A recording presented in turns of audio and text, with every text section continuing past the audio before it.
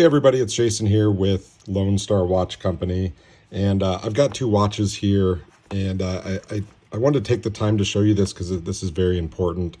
I have a genuine Rolex and a replica Rolex, and unfortunately, the replica Rolex was purchased by one of my clients. He found a local seller here in Houston, bought it from a private seller, and after sending me some pictures of it, unfortunately, I had to tell him that it was a fake watch. And I wanted to take the time to show you how good these replicas are getting, so you can be careful out there and not get yourself scammed. I hate hearing stuff like this. And he was nice enough to give me the watch to do this video. In his exact words, hopefully you can save someone else from getting scammed. But what's unique about this, this is the genuine. That's why I've got the serial number covered to protect the serial number of the watch. This one is a fake. But this is actually one of the better fakes that I've seen out there. So first and foremost, when you're looking at these, you got to look at the boxes and the difference in the boxes. Always look at all the accessories that come with the watch. But what is unique about this is not only does this have a serialized hang tag, it has the other hang tag. It even has the matching booklets with a stamped serial number on the card that matches the serial number engraved in the Rahat inside the watch on the 6 o'clock side of this watch. The serial number is actually engraved in there. So you have what's listed as a 124060, which is a no-date Submariner, with the serial number that matches the serial number on the hang tag, as you can see, that matches the serial number of the watch, which is something they've started to do in the last couple of years. It has the booklet for it, the manual for it, and it has the service booklet with it and the card. I mean, look at how complete this watch looks. And when you compare it to a genuine, which this one's actually sold and getting shipped out today, is it has the booklet, but the font of the booklet is not the same. When you compare these two, you can see the difference. This is almost just a yellow. This is actually kind of a gold paint. And the minor differences, but it can definitely save you from getting scammed down the road. And when we compare the two warranty cards, you can see that the font is different between the two warranty cards. Something else is when you put a black light on these actually light up with Rolex.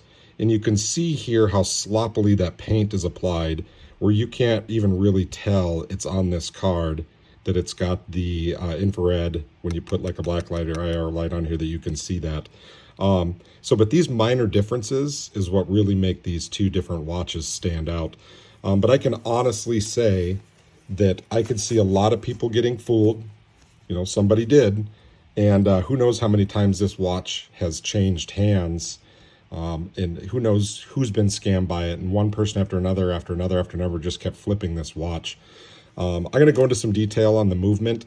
There is some differences between the watches, but it's pretty minor. And if you didn't know Rolexes, if you didn't know the fit, finish, and feel of a Rolex, I could see jewelers, I could see a lot of people getting taken by this watch simply because of the card.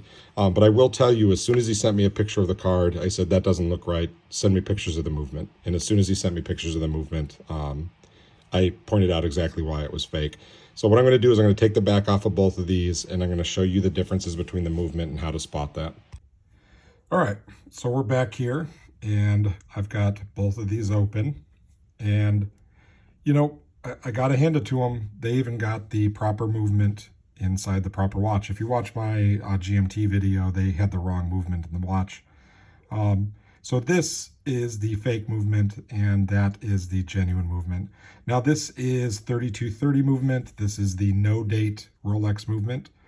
This is the 3235 movement. This is the date movement. And so you can see, you know, from just a glance, you can understand why people would get fooled by something like this. The movements look very close. And if it's something that you don't deal in, then it'd be hard to tell. You know, looking at the fake versus the real one.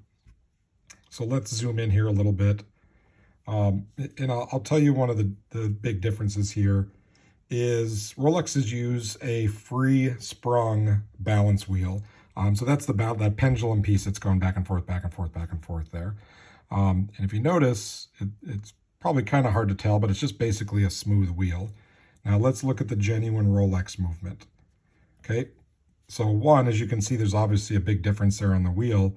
And I don't really want to stop the movement, but basically you can kind of see that these little bumps inside there, those are weights. Those are counterweights on the wheel. It's a free sprung wheel.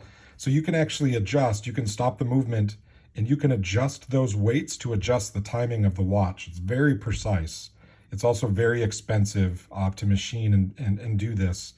And Rolex has used that free sprung balance.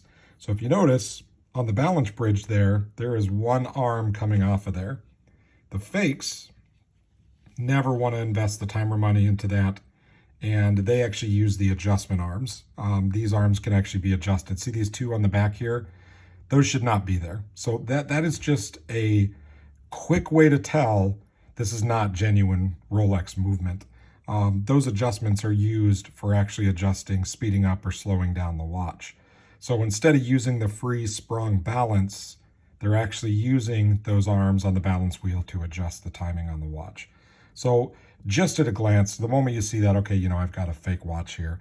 I mean, there's a ton of other ones. At some point they're going to do something similar to Rolex, and I think they've already started to do that, where you may not see those arms there anymore. But the time and energy and effort never goes into building these. That's why these replicas are really, even, these one-to-ones. I mean, this watch could be $1,200. I have no idea. I know that they go for some crazy price.